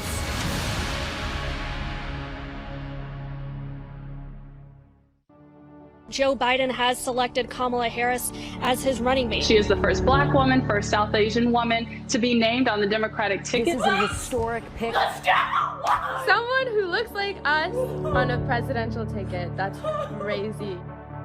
Kamala Harris is us. She was born in Oakland. The daughter of immigrants. The daughter of Chandler. Big sister and protector. She is an HBCU grad. She is a woman of many firsts.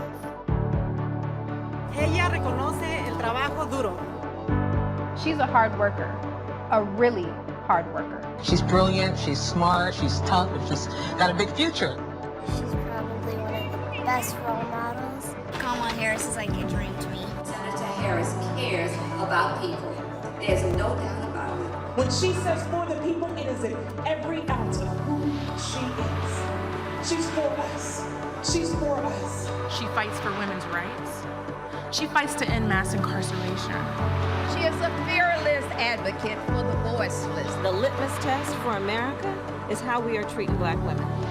Now I'm talking about someone who can fight for Black people, brown people, undocumented people, LGBT people, disabled people, young people, old people, all of America. It's about all of us knowing our power, each of us, to lift people up, right? And to remind them that we see them and we hear them and that they matter.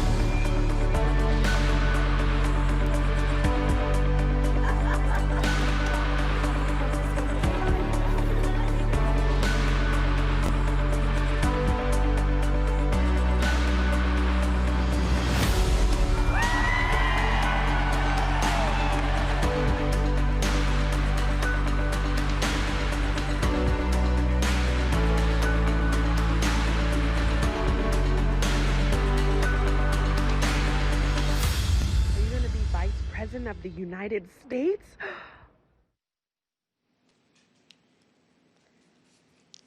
Greetings, America. It is truly an honor to be speaking with you tonight. that I am here tonight is a testament to the dedication of generations before me.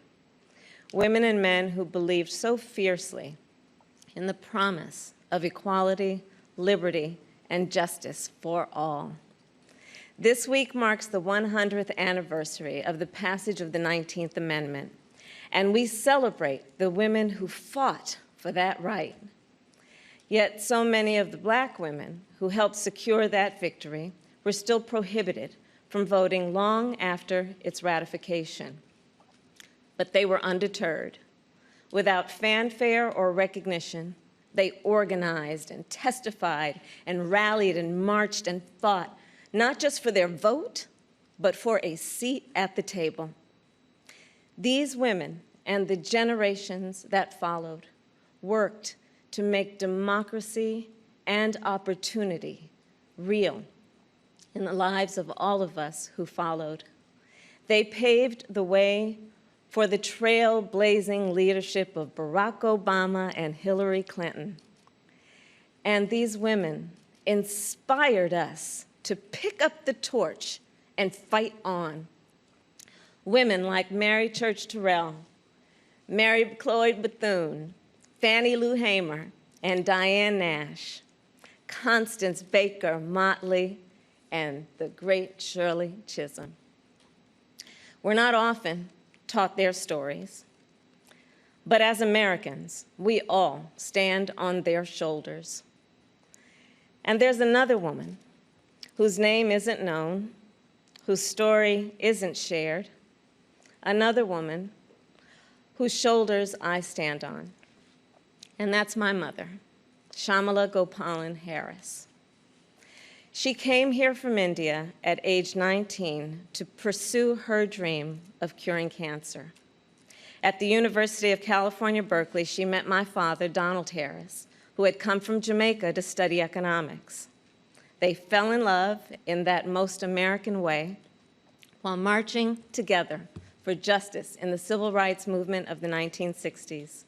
In the streets of Oakland and Berkeley, I got a stroller's eye view of people getting into what the great John Lewis called good trouble. When I was 5, my parents split, and my mother raised us mostly on her own. Like so many mothers, she worked around the clock to make it work, packing lunches before we woke up and paying bills after we went to bed, helping us with homework at the kitchen table and shuttling us to church for choir practice. She made it look easy, though it never was. My mother instilled in my sister Maya and me the values that would chart the course of our lives. She raised us to be proud, strong Black women, and she raised us to know and be proud of our Indian heritage. She taught us to put family first, the family you're born into and the family you choose. Family is my husband, Doug, who I met on a blind date set up by my best friend. Family is our beautiful children, Cole and Ella, who call me Mamala. Family is my sister.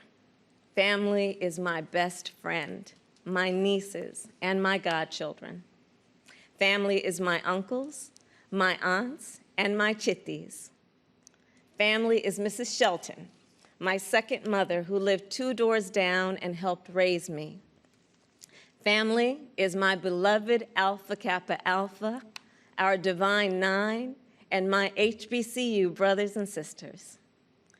Family is the friends I turn to when my mother, the most important person in my life, passed away from cancer. And even as she taught us to keep our family at the center of our world, she also pushed us to see a world beyond ourselves. She taught us to be conscious and compassionate about the struggles of all people, to believe public service is a noble cause and the fight for justice is a shared responsibility. That led me to become a lawyer, a district attorney, attorney general, and a United States senator. And at every step of the way, I've been guided by the words I spoke from the first time I stood in a courtroom. Kamala Harris, for the people. I have fought for children and survivors of sexual assault. I fought against transnational criminal organizations. I took on the biggest banks and helped take down one of the biggest for-profit colleges. I know a predator when I see one. My mother taught me that service to others gives life purpose and meaning. And oh, how I wish she were here tonight, but I know she's looking down on me from above. I keep thinking about that 25-year-old Indian woman, all of 5 feet tall, who gave birth to me at Kaiser Hospital in Oakland, California. On that day, she probably could have never imagined that I would be standing before you now and speaking these words. I accept your nomination for Vice President of the United States of America.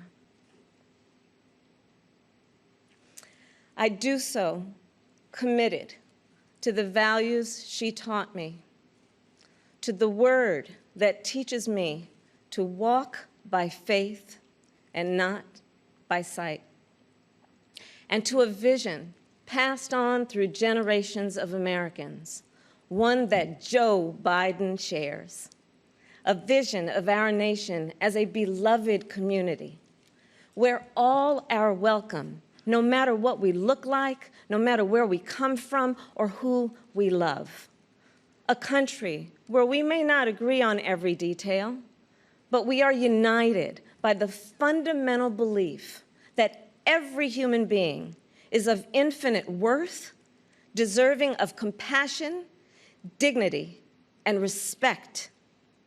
A country where we look out for one another, where we rise and fall as one, where we face our challenges and celebrate our triumphs together. Today, that country feels distant. Donald Trump's failure of leadership has cost lives and livelihoods. If you're a parent struggling with your child's remote learning, or you're a teacher struggling on the other side of that screen, you know what we're doing right now is not working.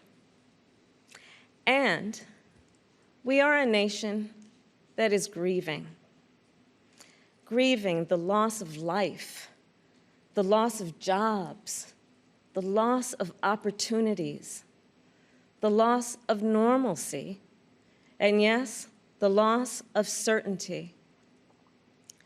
And while this virus touches us all, we got to be honest, it is not an equal opportunity offender. Black, Latino, and Indigenous people are suffering and dying disproportionately. And this is not a coincidence. It is the effect of structural racism, of inequities in education and technology, healthcare and housing, job security and transportation, the injustice in reproductive and maternal health care, in the excessive use of force by police, and in our broader criminal justice system. This virus, it has no eyes, and yet it knows exactly how we see each other and how we treat each other. And let's be clear, there is no vaccine for racism. We've got to do the work. For George Floyd, for Breonna Taylor, for the lives of too many others to name, for our children, and for all of us. We've got to do the work to fulfill that promise of equal justice under law. Because here's the thing, none of us are free until all of us are free. So we're at an inflection point. the constant chaos leaves us adrift. The incompetence makes us feel afraid. The callousness makes us feel alone. It's a lot. And here's the thing. We can do better and deserve so much more. We must elect a president who will bring something different, something better, and do the important work. A president who will bring all of us together, Black, white, Latino, Asian, Indigenous, to achieve the future we collectively want. We must elect Joe Biden. And I will tell you, I knew Joe as vice president. I knew Joe on the campaign trail. And I first got to know Joe as the father of my friend. So Joe's son, Beau, and I served as attorneys general of our states, Delaware and California. During the Great Recession, he and I spoke on the phone nearly every day, working together to win back billions of dollars for homeowners from the big banks that foreclosed on people's homes. And Beau and I, we would talk about his family, how as a single father, Joe would spend 4 hours every day riding the train back and forth from Wilmington to Washington. Beau and Hunter got to have breakfast every morning with their dad. They went to sleep every night with the sound of his voice reading bedtime stories. And while they endured an unspeakable loss, those two little boys always knew that they were deeply, unconditionally loved. And what also moved me about Joe is the work that he did as he was going back and forth. This is the leader who wrote the Violence Against Women Act and enacted the assault weapons ban, who as vice president implemented the Recovery Act, which brought our country back from the Great Recessions. He championed the Affordable Care Act, protecting millions of Americans with pre-existing conditions, who spent decades promoting American values and interests around the world.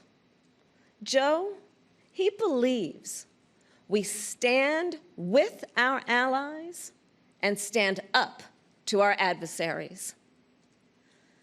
Right now, we have a president who turns our tragedies into political weapons. Joe will be a president who turns our challenges into purpose. Joe will bring us together to build an economy that doesn't leave anyone behind, where a good-paying job is the floor, not the ceiling.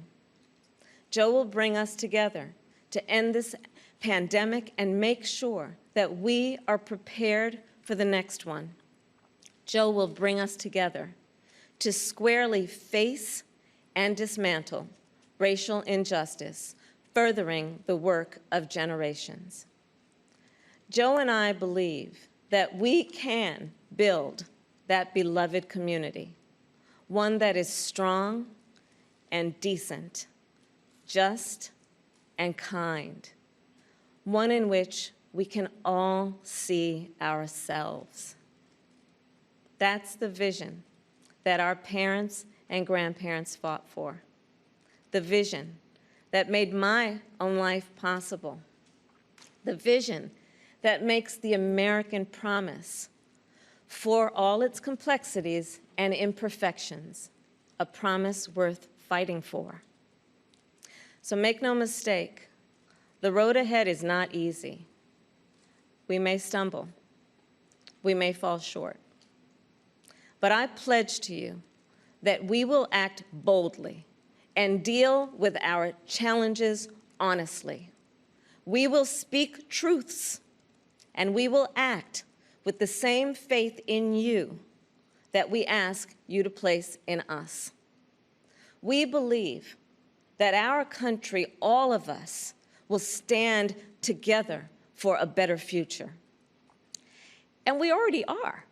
We see it in the doctors, the nurses, the home health care workers, and frontline workers who are risking their lives to save people they've never met. We see it in the teachers and truck drivers, the factory workers and farmers, the postal workers and poll workers, all putting their own safety on the line to help us get through this pandemic. And we see it in so many of you who are working, not just to get us through our current crisis, but to somewhere better. There's something happening all across our country. It's not about Joe or me. It's about you. And it's about us. People of all ages and colors and creeds who are, yes, taken to the streets, and also persuading our family members, rallying our friends, organizing our neighbors, and getting out the vote. And we have shown that when we vote, we expand access to health care and expand access to the ballot box and ensure that more working families can make a decent living. And I'm so inspired by a new generation. You are pushing us to realize the ideals of our nation, pushing us to live the values we share: decency and fairness, justice and love. You are patriots who remind us that to love our country is to fight for the ideals of our country. In this election, we have a chance to change the course of history. We're all in this fight. You, me, and Joe, together. What an awesome responsibility. What an awesome privilege. So let's fight with conviction. Let's fight with hope. Let's fight with confidence in ourselves and a commitment to each other, to the America we know is possible, the America we love. And years from now, this moment will have passed, and our children and our grandchildren will look in our eyes, and they're going to ask us, where were you when the stakes were so high? They will ask us, what was it like? And we will tell them. We will tell them not just how we felt, we will tell them what we did. Thank you. God bless you, and God bless the United States of America.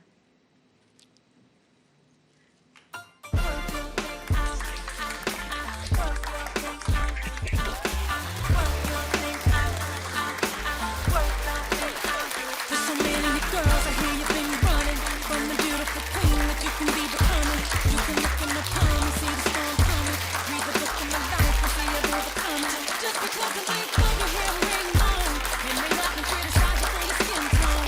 Wanna hold your head high 'cause you're a pretty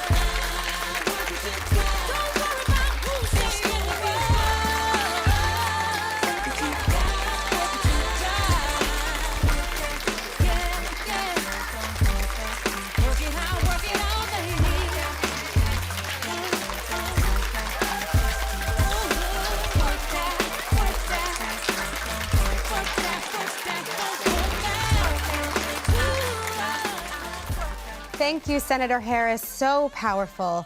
To close out the night, we've got some amazing music from the incomparable Jennifer Hudson, as well as some highlights from tonight. And then tomorrow, we'll hear from more Americans fighting for a more perfect union, fighting for all of us. And finally, Joe Biden will officially accept the nomination for president. I'll be tuning in. I hope you will too. Thank you for letting me be a part of your night.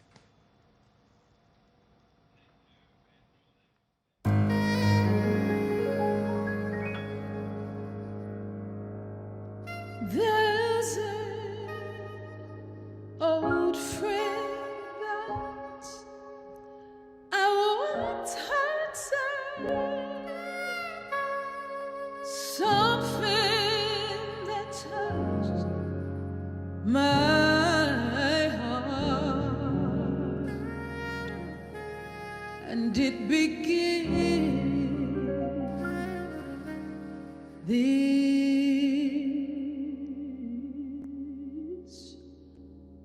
way.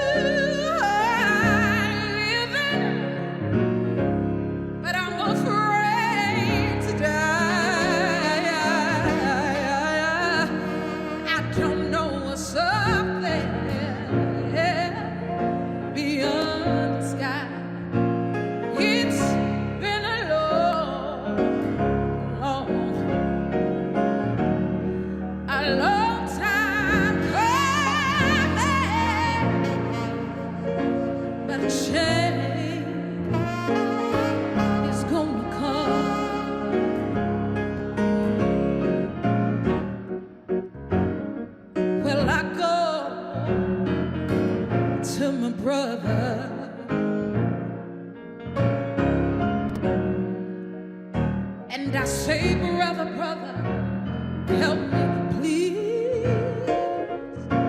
Oh, no.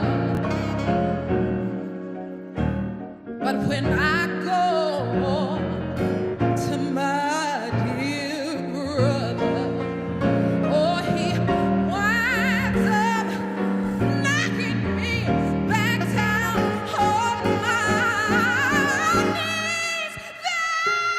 There's been times when I thought I wouldn't last long, but somehow I'm able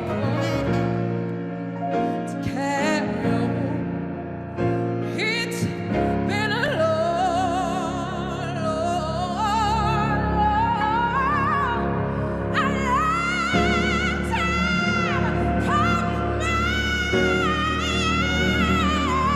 coming, but I know I changed.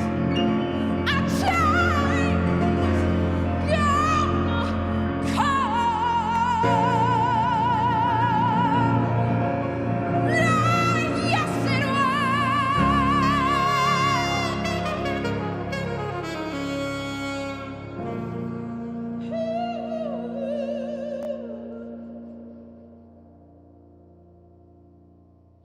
We must elect a president who will bring something different, something better, and do the important work. A president who will bring all of us together, Black, white, Latino, Asian, Indigenous, to achieve the future we collectively want.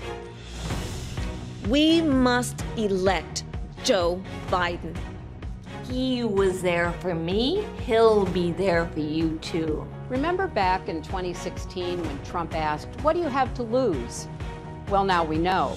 Our health care, our jobs, our loved ones, our leadership in the world, and even our post office. We come together now, not to decry the darkness, but to light a way forward for our country. The way I see it, big problems demand big solutions. Now, I love a good plan, and Joe Biden has some really good plans. But here's the thing. No single American can fix this country alone. Not even the president. Democracy was never meant to be transactional. You give me your vote, I make everything better. It requires an active and informed citizenry. So I'm also asking you to believe in your own ability, to embrace your own responsibility as citizens, to make sure that the basic tenets of our democracy endure. Greetings. I am Archbishop Elpidophoros of the Greek Orthodox Archdiocese of America. Let us pray. Most merciful and loving God, as we gather in soberness of mind and of heart for the sake of our nation and its future, we pray that you would shine the light of your countenance upon the delegates of this convention and upon Vice President Joe Biden for the highest office in the land. As we face the future as one American nation, bring us to our best selves and inspire our better angels in peace, in fairness, and in generosity, that we may fight against injustice, inequality, and hatred, that we may achieve a common good, a greater good. In the name of the Holy Trinity we pray, amen. That concludes our convention program for this evening. We will stand in recess until tomorrow evening.